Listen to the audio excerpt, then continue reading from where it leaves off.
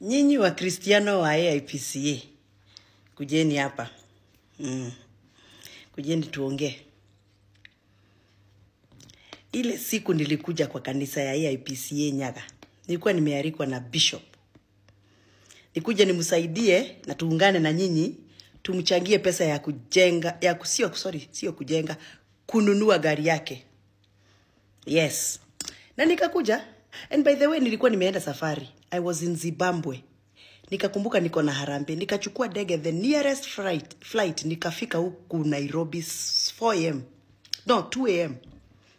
By the time I settled to sleep it was about 3:30. Nikalala only 2 hours, nikaamka niende kanisa ni support Bishop rafiki yangu. I had only 100,000 na nilikuwa na kanisa 2 za kuenda Harambee. Nikaenda Nyaga AIPCA, nikapata Bishop akanichukua hapo nje, tukaingia naye kanisa. After about 30 minutes akanipatia microphone, nimpatie pesa, anipatie ruhusa niende kwa hiyo kanisa ingine. Nyinyi wa Kristiano wa AIPCA Nyaga, kujeni hapa. Mnaona vile mmeniweka kwa mashida. Wakati nilipatiwa microphone kupatiana pesa niliwauliza. Nikawaambia mimi ni wa one time. Na nikawaambia watu wa one time hawakuangi na pesa nyingi. Mimi nilikuwa na 50,000 peke yake. Nikawaambia hiyo ingine 50,000 naenda kanisa hiyo ingine nilikuwa nimeitwa huko Ikinu. Na nikawaambia nasikia watu watutam wanakuja. Na wanakuja na helikopta na mapesa nyingi sana. Na nikawaambia pesa ikikuja mchukue, lakini mkumbuke hiyo ni ile tu pesa yenyu mnatolewa kwa payslip yenyu, ni pesa yenyu mnatolewa kwa maneno yenyu ya biashara ya tax. Kwa hivyo hiyo pesa ikiletwa mchukue. Na nikaangalia Bishop, nikasema Bishop, hiyo pesa ikiletwa nyinyi chukueni, lakini mjue mimi ni wa one time. Nikawauliza kwa heshima, nyinyi mko wapi ama niko peke yangu kwa one time? Mkasimama nyinyi wote mkaniambia sisi ni one time na mkanifanya hivi. Na ninakumbuka vizuri sana niliwauliza vizuri tena, nyinyi mko wapi? Mkaniambia one time. Kube watu watutam walikuwa wanaangalia kwa mitandao. Wacha wajichoche. Wakasema kwa sababu wa Mshomba ameenda kwa hiyo kanisa na amesema yeye ni one time, na watu wote wa kanisa wamesema pia wao wako one time, hawatakuja kwa Harambee. Sasa mimi hata sikuwa najua. Mimi nikapeana pesa na nikatoka na nikaenda shughuli zingine.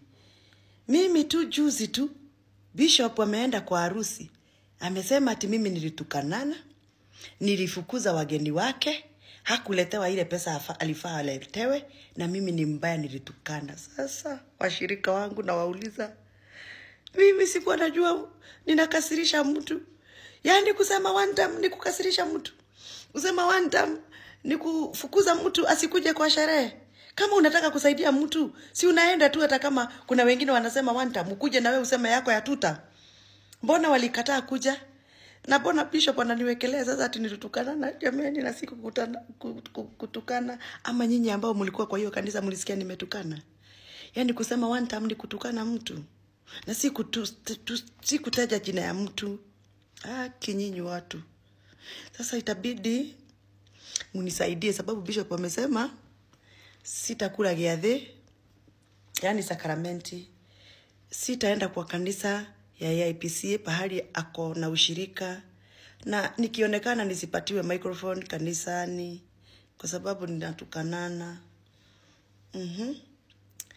Sasa nitaenda wapi? Nitakaa wapi? Nitazoma kanisa gani na mimi ni waidi? Nyinyi wa Kristiano, nyinyi mnaona vile mnaendeka kwa tabu nyinyi. Na nyinyi mlisema one time. Na hata mimi nilisema one time. Sasa nataka kutubu. Nitaenda wapi na Bishop amesema nisiende kwa kanisa? Nitaenda kutubu kwa nani?